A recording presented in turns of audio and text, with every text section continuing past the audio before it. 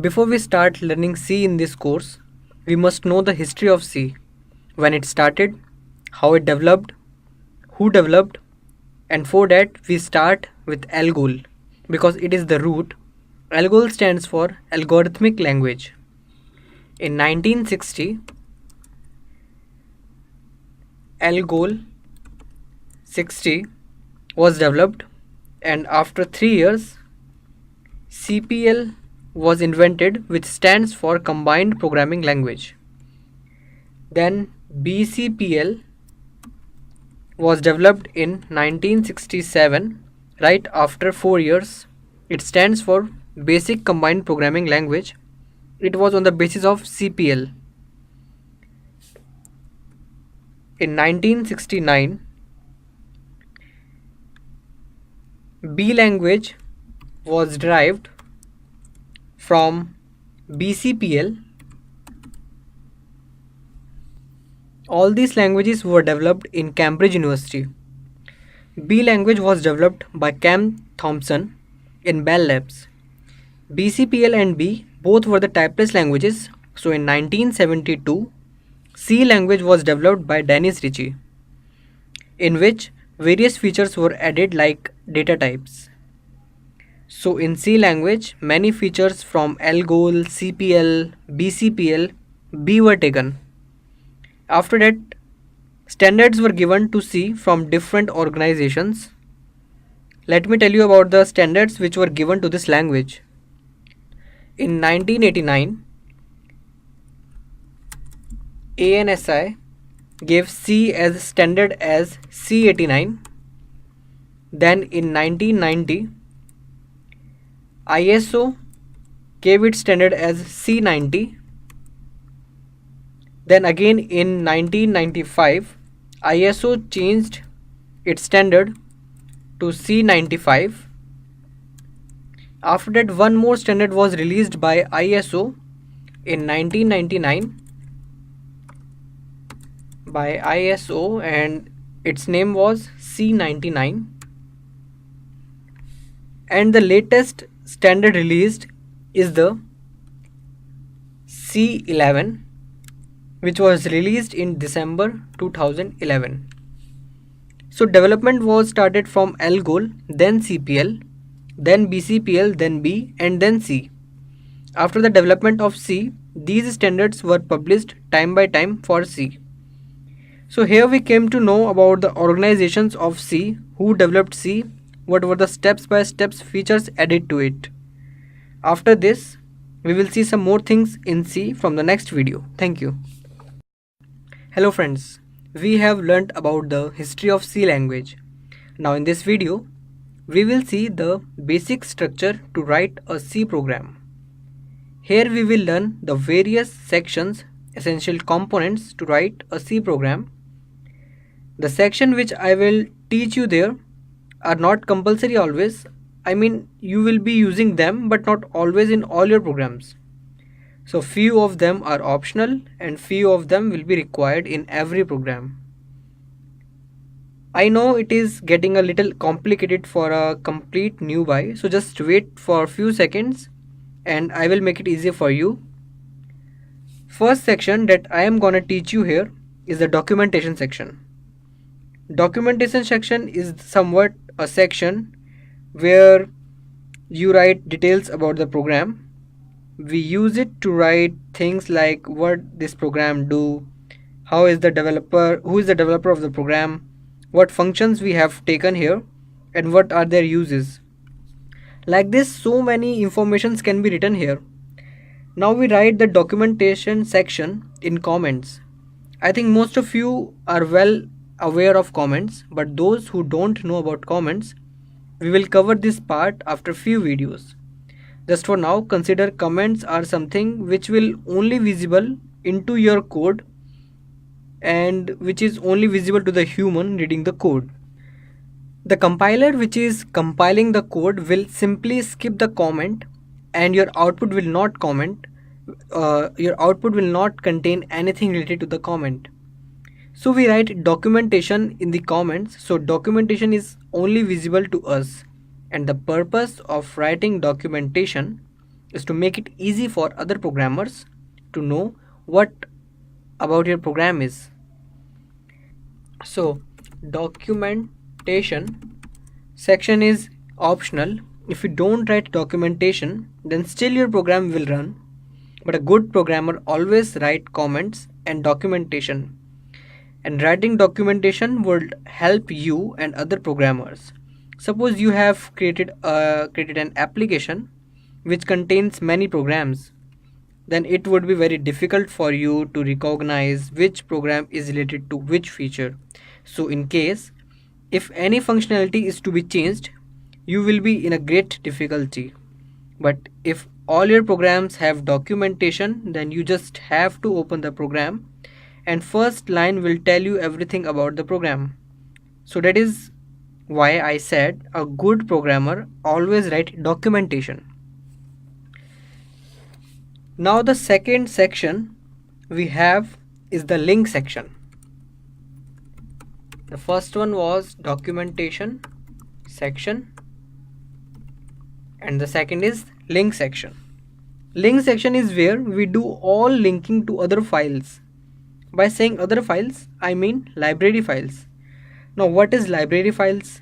Library files are predefined definitions of functions. That means if you are using commands to show something on screen, in C language we have printf, which we use to print some data on the screen. Now computer do not know about what is printf. We have to tell them what is the function of printf. So all these type of definitions are written in the libraries. Whenever we use printf in the program, the compiler will point toward the header file or the library file, which will tell the meaning of printf to the computer. So in the link section, we link our header files. The most common header file in the C language is the stdio.h, which stands for standard input output. So whenever we use predefined functions like printf, scanf, they are defined under stdio.h. So we have to link this header file with the program to use these predefined functions in the program. So to link a library, we always have to write like this, #include, then you have to write stdio.h. Here #include is the preprocessor directive. We will learn in deep about it some other day. So #include is used to link a library file with the program. These are there are other libraries files as well, like math.h. So you can simply write like this, copy the header file and paste here. Then we have math.h, or we have string.h. Okay, so this math.h file will be used when we have to perform some mathematical functions, and string.h will be used when we get to know about these strings in C. So we will learn about them later. So in the link section, we link header files with the program, and it is a compulsory section and you have to write it in all your programs. So the third section is the definition section. We call it definition section. In this section, we used to define some constant values which you will be using in your program. Now what does that mean? Suppose we want to use pi in the program and we know pi has a value of 3.14. So I will assign pi as the value 3.14 and then I can use it anywhere in my program. To define constants, you have to write like hash, then define, after that a space, then the constant name, then space, and the value that you want to assign to the constant. So through this way pi will be assigned 3.14 as the value. The fourth section is the global declaration section. Before learning about this, we must know about the concept of variables. Okay, so variables are something whose value varies. For example, a variable variable has a value 10, but after some operation, its value becomes 20. So you can vary the value in a variable. We have two types of variables, local variables and global variables. Both the topics are deeply covered later. Here I will just give you brief introduction. So global variables are used globally in any part of the program, but local variables can only be used where it is declared. So in this section of global declaration section, we declare global variables and also we can initialize them with some values. I will show you later how to do that. Now the fifth section is the main section. Okay, it is the compulsory section and every program must have this section. So for a main section we write it like this: main, then parenthesis, and after that curly brackets. So the first curly bracket you see is the place where your code execution starts and the last where the code execution will end. So this is the compulsory to use main section, because without this you will not have any other place to write the statements. Okay, in this main here there are two sections. Let me cut this from here and paste the part here. Okay, now in this we have two section and we call it declaration section and executable section. So first we have declaration section here, and after that we have executable section. Okay, in the declaration section you can declare local variables and local functions, and here you must note that local variables and local functions which are declared here can only be used in the main section. So in the executable section here, in the executable section of main function, you will write all the statements and each statement will end with a semicolon, and depending upon statements you can send flow of control to other parts of the program. We will see about it later.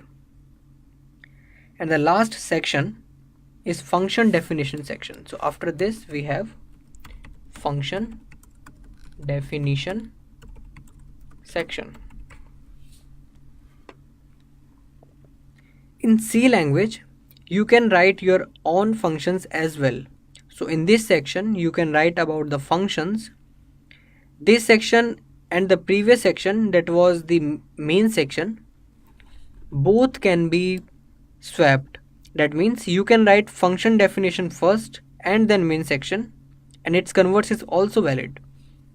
As main is also a function, we will learn about functions some other day. Here at this point you must know that user defined functions are some like main function. They also have declaration section and executable section inside the function definition.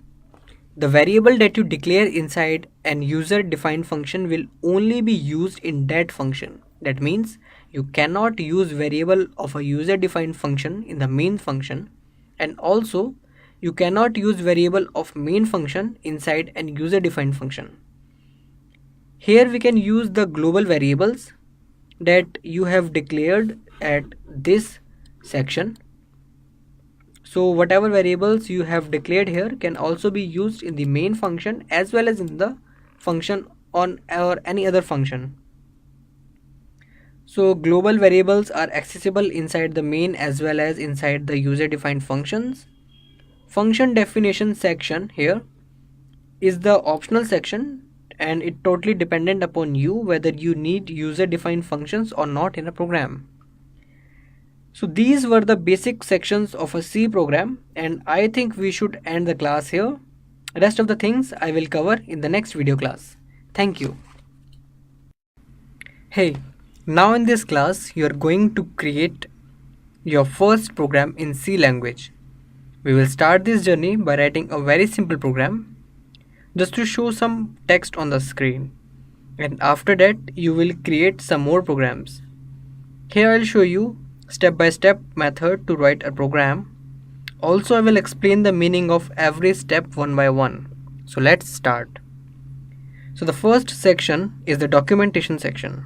So for that I will use comments to write something about the program. Here I will write 2 forward slashes. Okay, then program to print hello world on screen. Okay, here I have used 2 forward slashes. They are used to write single line comments. You will learn about them when we study on comments. Okay, so the first section is complete. We have given documentation to this program. Now the next is the link section. In the link section, I have to link header files whose functions I will be using in this program. For now I will write here only one, but later in this video we have to add one more header file.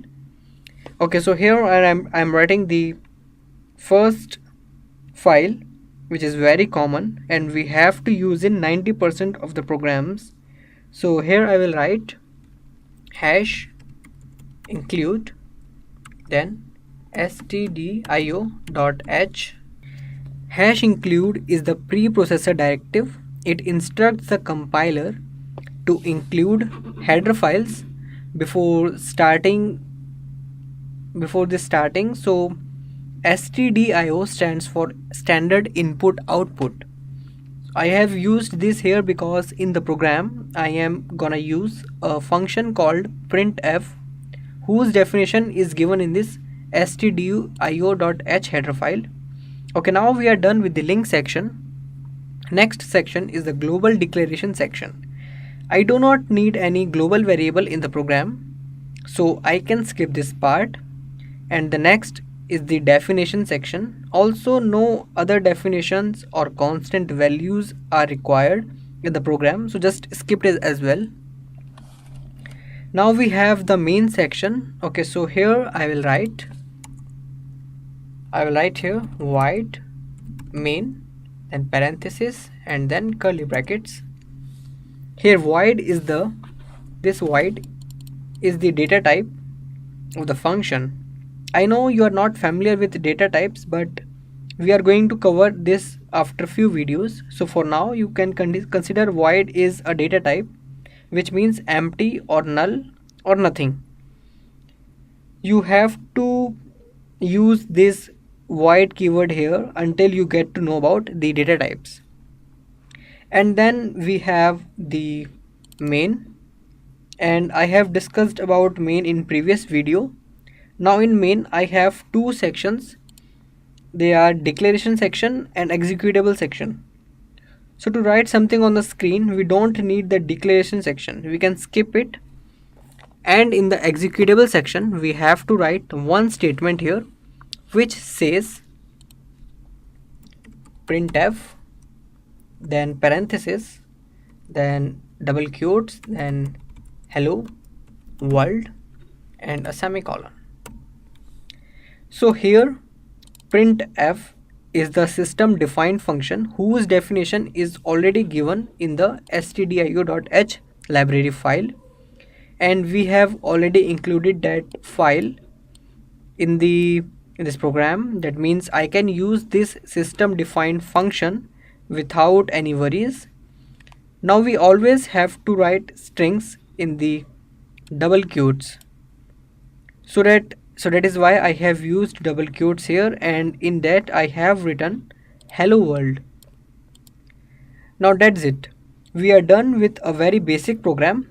But one thing here that I need to tell you, that this program is not the complete program. We need to add few more things, but I will show you when I need them. Okay, so we have to save the file. So save it, and then you can write, you have to choose C here and just name it as untitled1.c. Save it. Now you have to compile and run. Okay, so in your case you can see like that the screen is quickly closing, or you are not able to see the output. So here we need to hold the program before the compiler reads the ending curly bracket of main function. In my case I am using dev C++, so I don't need to hold the screen at the ending of the program, but in your case that you might have to hold the program. So to hold the screen you have to use a system defined function which is getch. So close this. So this will hold the screen until the user press anything on keyboard. Okay, so before closing the main function I will have to write here getch and then a semicolon. So when the flow executes this statement and then then it executes this getch statement, then the flow will not go to this curly bracket. It will be here until you press any key from your keyboard. Then the flow will go here and the program will be end. So getch is basically used to hold the screen, and nothing to write inside the getch function. Here we have used one more system defined function, that is getch.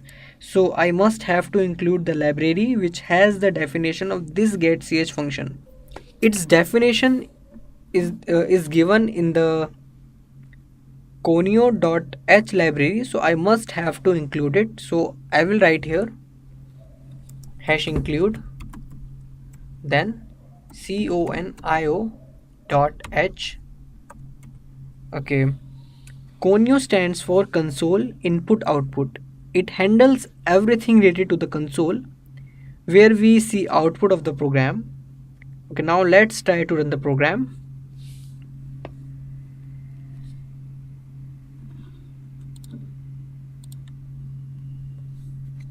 Okay, so here we are getting the output,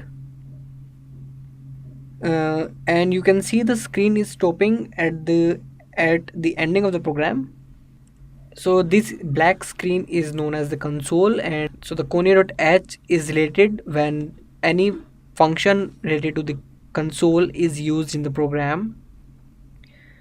Okay, now let's try to run the program one more time. Okay, so you can see in my case I am getting the hello world written here, but in your case, depending upon the program that you are using to compile and execute your C statements, you might be using Turbo C++ or any other program. So in that case you can see the output here will be more than one time, but in the program you can see I have written only one time here, and in your console you might getting more than one times, two or three times, because when we ran program previously we got same output. Now in console we are getting output of last time as well as the output of this time. So you must have to clear the console before starting the executable parts.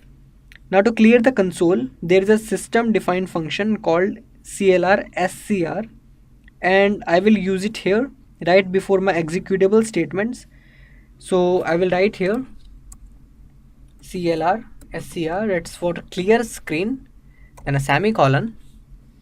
So the definition of this system defined function is given in the conio as clear screen function is related to the console, and for every function of console we have conio.h header file, and I have already included that file in the program, so no need to include it again.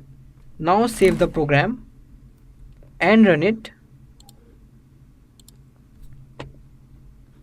Okay, there's a mistake because in dev C++ you cannot use clear screen as this function is pre-auto loaded in the dev C++. So if I don't write it here, there's nothing, because my screen will be cleared every time I run the program. So here is the output. So you can see here only one output is there because the console is cleared before executing the statements in executable section. So this is how we write a very simple program in C. I have tried my best to explain you every concept of this basic program. I hope now you are comfortable with C language. If you still have any doubt, please contact me. I'll help you. Thank you. Today we are going to learn about data types and variables. Also, we must know about values. So I will start with values, then variables, and then we'll cover data types. So here in this video, we will start with value or data. Then we will learn about variables and then data types. Okay, so value is something related to the information. We process some data and data would give us some value. For example, if we are processing summation of 2 and 3, we get 5 as the value. You can also call it data. So data and value both are the same things. Now when we get some data, we have to store it in the memory so that you can use it in the further program. Every data to be stored in the memory location. So before storing data, we must have we must have to allocate some memory to it. And also to make it easy, we used to give the memory some name. Each memory location has its address, but the address are so complicated that you cannot use them directly. So we used to name them just to make it easier for us. So these names are the variables. So you can say that the variables are just the names given to the addresses or the memory locations, and in those memories you can store data or value. Both are related to each other.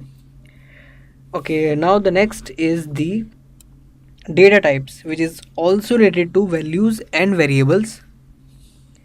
Okay, data types or a data can be of different type. They can be some numerical values or some alphabetical orders or some decimal values or anything.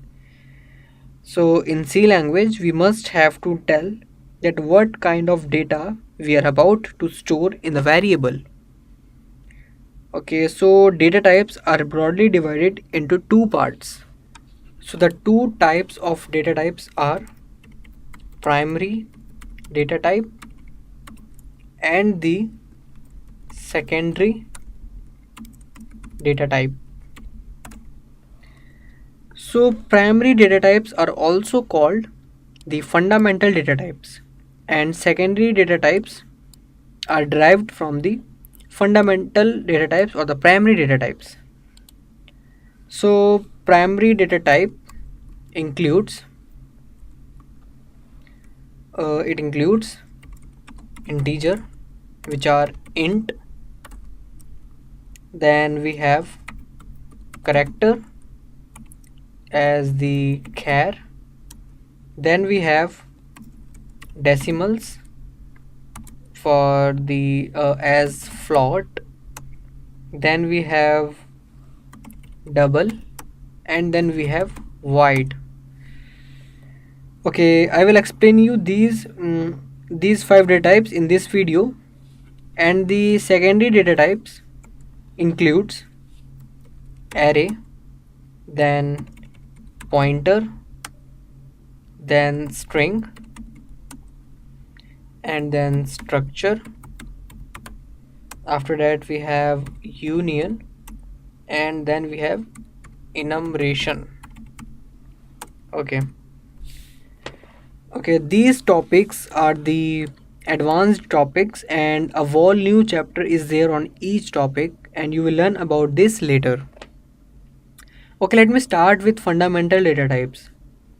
As we have seen in primary data types, they are integer data type, character data type, the float data type, double data type, and the void data type. Okay, first of all, let's learn about integer type. So for integer data type, you have to write int.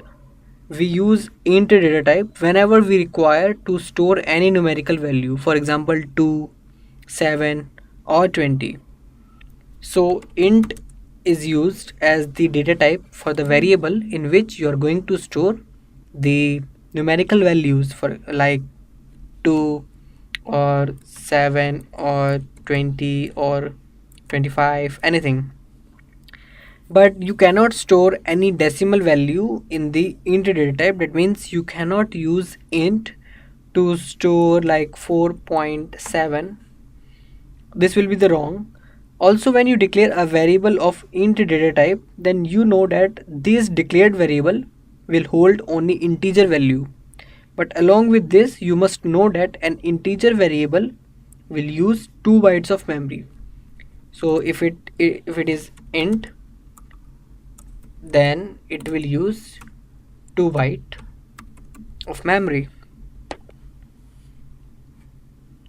and this memory will be of your computer. So if you have 5 variables of int data type, then it is going to use around 10 bytes of memory. Okay, now the next is the character data type. So to declare a character type variable, you must have to write char keyword, and char stands for character. So when a variable with char data type is declared, then it will hold only one character, and that character can be alphabetical character or any special character like plus or minus or multiply or divide or A, B, C or D or any other character. It can and it can also store like a space bar or enter and the values like this. And you cannot use char variable to store any integer. A char variable will use only 1 byte of your memory. So you can write like char will use 1 byte. Okay. Next is the float data type. A float type variable is used to store decimal values like 2.34 or 7.08. In this float, you can store integer values as well. That means if you try to store like 5 in a float type variable, then it will be stored as 5.0000,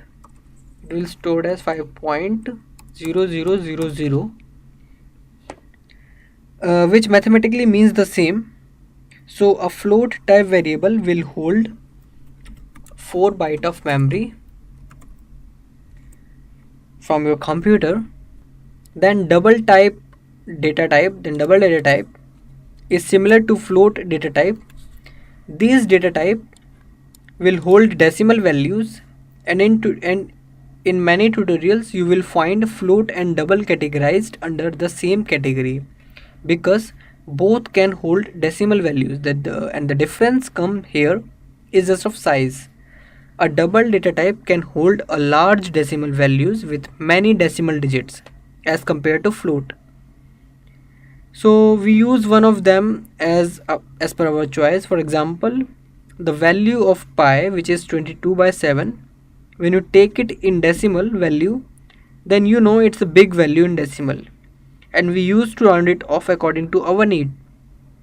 So when you need 3-4 digits of pi in decimals, then you can use float.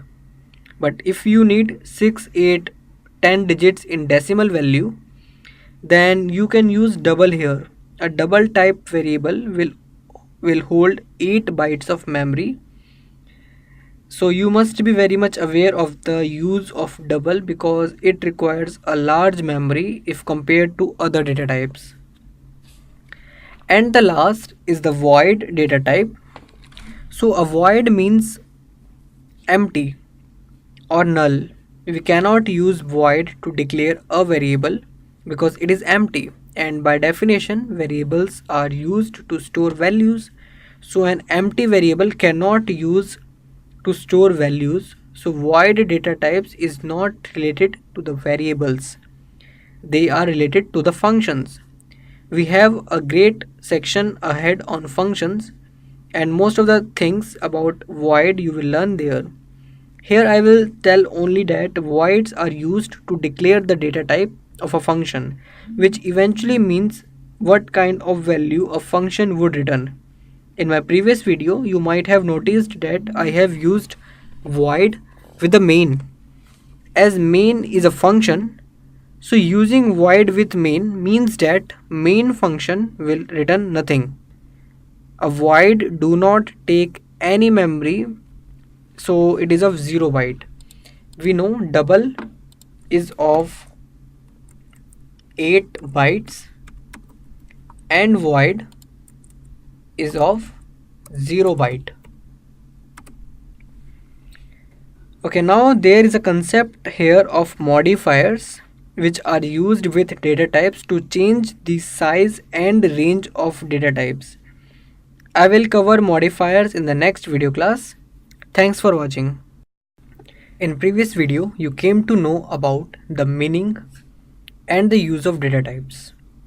And now here you will learn about modifiers. As I said earlier, modifiers are used with data types. They are used to change the basic meaning of data types. That means whatever you have learned in a previous video, you can change it using a modifier. You can change the size of a data type. So if a data type requires 2 byte, then using modifiers you can change it to 1 byte. Also each data type has a range, so you can change that range as well. So modifiers are divided in two categories. So we have modifiers. They are categorized in two categories, and they are for the sign and size. Sign category is where we need to do a change in the range, and size is where you need to do a change in the size. So the sign is further categorized into two parts. They are signed and unsigned, and size is also categorized into two parts. They are short and they are long. So here you will study about all four of these, and I will start with size modifier, and the first in the list is short. When you declare a simple variable, so you have to write like int a, then a semicolon. It shows that we are declaring a variable whose name is a, and it is a integer type data type, which means it can store only numerical values, and it is occupying 2 bytes of memory. Now to use a short size modifier, you have to write short, then int, then a. First the modifier, then data type, and then the variable name. By using short modifier here, the size of variable is still 2 bytes here. But when you use long with it, like long int a, so then the size will be 4 bytes. These short and long can also be used with double, so you can also write like this, long double b. So this will occupy 10 bytes of memory, but you cannot use long and short with char and float data types. So if you try to write like long char a or short or sorry short float b, then this will be the wrong and compiler will give you error here. Now let's come to the size modifier. So just delete this. Now we will discuss on the size modifier. And as we know, they are of two types, signed and unsigned. By default, all the variables are signed. So when you are not using any modifier, then it means that you are using signed modifier. Using a signed modifier affects on the data which is to be stored in the variable. So a signed variable means the value that you can store in a variable can be positive or negative or both. They are used with integer and character data types, like we have int a or we have signed int a. Both have the same meaning, so you can store both positive and negative values into it. Same you can write with character variable, like you can write unsigned, then char, then ch, which is the name of the variable. So you can store both positive and negative values in the variable, but when we use unsigned like this here, so this unsigned modifier, then only positive values are stored in the variable, like unsigned int a. So this will store only positive values. So in a program, when we want to modify the basic definition of data types, then modifiers are used. I hope you have learned a lot about data types and modifiers. Here you must note that these signed or unsigned modifiers cannot be used with float data types. So that's all for today. I see you in the next video class. Thanks for watching. Till now, you have learned a lot more new things about data types and modifiers. In this video, you will learn about variables. I know I have already explained you variables while describing about the data types, but let's do it one more time because I don't want to miss any concept. So a variable is just a name of an address location in the memory. We cannot use an address by using the address directly. We have to name the address as per our choice, which we call variables. So by using variables, you can access the address location. You can fill the address by any value. You can modify the value and fill the address by any value, and you can delete the value, all by using the variable name.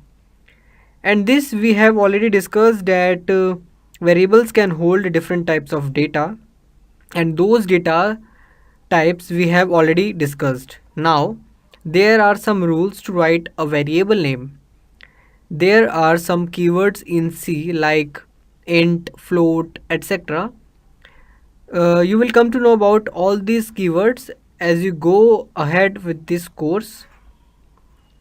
These keywords are the reserved keywords with some meanings already defined in the library.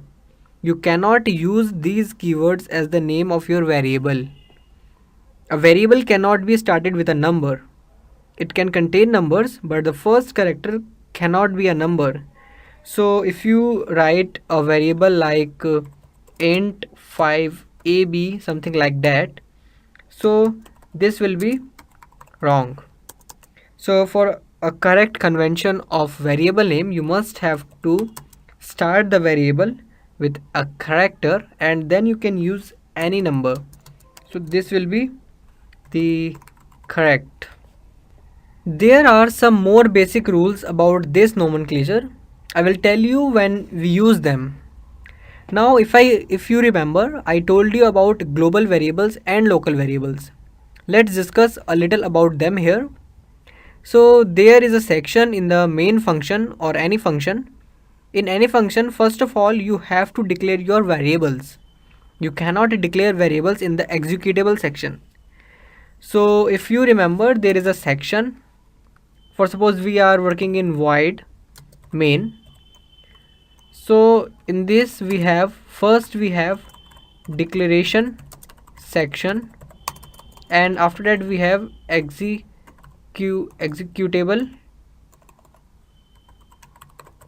section. So you cannot declare a variable here in the executable section. All variables are declared in the declaration section of the function. So whenever you are verifying your program, declare the variable first and then write executable statements. Now the variables that you are declaring inside any function is known as the local variables, because they are only accessible inside the same function only. So if you have any variable in the main function, then you can use it in the main only. So these variables are known as local variables. Then global variables are declared outside the function, just below the link section. As their name says, they are accessed globally. So if you have any variable declared as the global variable, then you can use it in any function of your program. Let it be your main function or any user defined function, you can use it anywhere you want. I hope this much information is enough for variables. Now let's move to the constants. So constants are different from variables. Variables are those whose value varies as the execution takes place. But constants have a constant value which do not change throughout the whole program. Constants are declared in the same section where you declare global variables. So that's the below the link section. Okay, now let's learn few more things about constants. Constants are divided into two parts. They are numeric constants and character constants. So let me write this for you. So let's delete this first. Okay, we have constants. They are divided into two parts, and these two parts are numeric and they are the character. Okay, so numeric constants are related to numerical values and character constants are related to character values. Their name says their meanings as well. Now numeric constants are divided into two parts. They are like integers and they are real. Okay, similarly character constants are divided into two parts. They are single.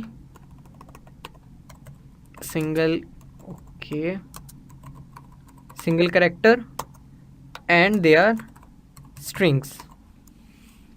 Now let's first discuss about the integers. Integers have their mathematical meaning here. They can be positive or negative or zero, but technically they are divided into three parts, and these three parts are, they are decimal, they are octal, and they are hexadecimal. Okay, so if we talk about decimal, okay, we have for decimal that decimal is ranged between the digits of 0 to 9, and so a digit which is formed using these digits are called decimal integer. If we talk about the octal, octal is ranged between the digits, it is 0 to 7, and an octal number always start with a 0. So when there is a digit like 24, so we have a 24 digit, then you will say it is a decimal digit. But when I write a 0 here to make it 0 to 4, then this digit is now the octal digit. Next is the hexadecimal. So hexadecimal are ranged between, they are for 0 to 9, 0 to 9, and then they are A to F. So hexadecimal digits are always start with 0x, like they are 0x3a. So this will be known as a hexadecimal digit. So these were all about the integer constants. Now the next is the character constants. We divide it into two parts, single character and strings. So a single character constant is used when constant with one character is required and it is written in the single quote. So whenever you write a single character, you have to use single quotes, and in that you can use any character you want, like A or C or anything. Now strings are the collection of characters, and in technical terms we use strings. We used to say that strings are the arrays of character ending with a null character. String itself is a very vast topic. We also have a header file for a string, which is string.h. As I said, it is a very vast topic, so it will be covered when you learn intermediate level of C programming. Here I will only tell you that multiple characters forms a string, and when they are treated as constant, then they always have to be written in double quotes, like a string with the combination of characters will be written in double quotes, like Udemy, or it will be like pickcoder. So something like this will be known as the strings. So as you can see, many characters are used here, so they are called as strings. So that's all to know in variables and constant. Let's end the video here, and I'll see you in the next video class. Thank you.